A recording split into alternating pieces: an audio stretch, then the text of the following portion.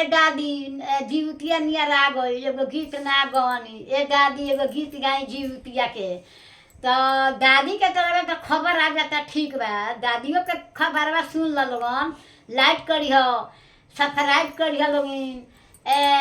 message करिह लोगिन ओकरा बाद कहिया लोग हाँ निमन गाँव तारीख खराब तो अब हमरो मन खुश है तो हम आगे चल के गाए तो गा दे तनी सुन ला लोगिन कान खोल के अरे आई गईले भादो महीना करब हो हम परब अरे आई गईले भादो महीना करब हम परब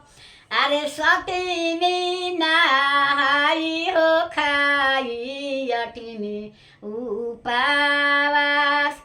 अरे सतीनी नहाई हो खाई अठिनी उपवास अरे बेटा लागी भूखल हो बानी जीवती या हो परब अरे बेटा लागी करथ बानी जीवती या हो परब अरे जुगे जुगे जियस लाला नवाया जांगनवा कर जोर अरे जुगे जुगे जिया लाला नवाया गनवा कर जोर अरे आई गईले भादो महीना करब परब हो हम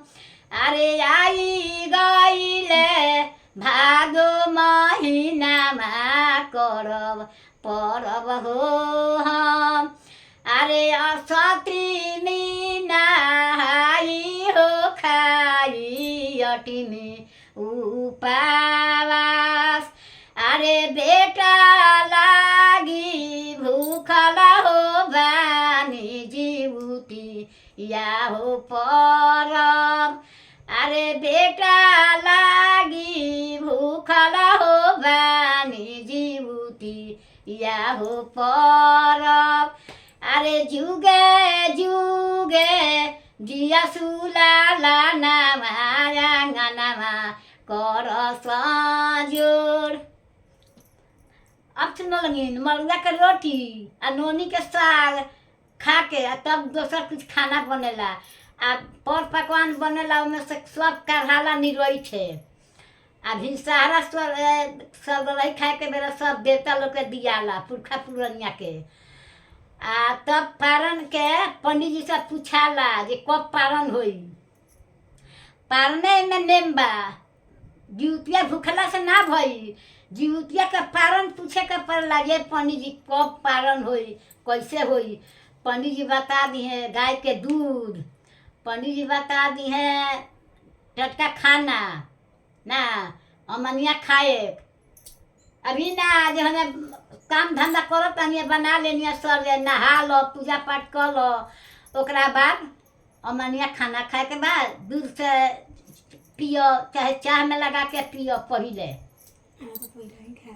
हाँ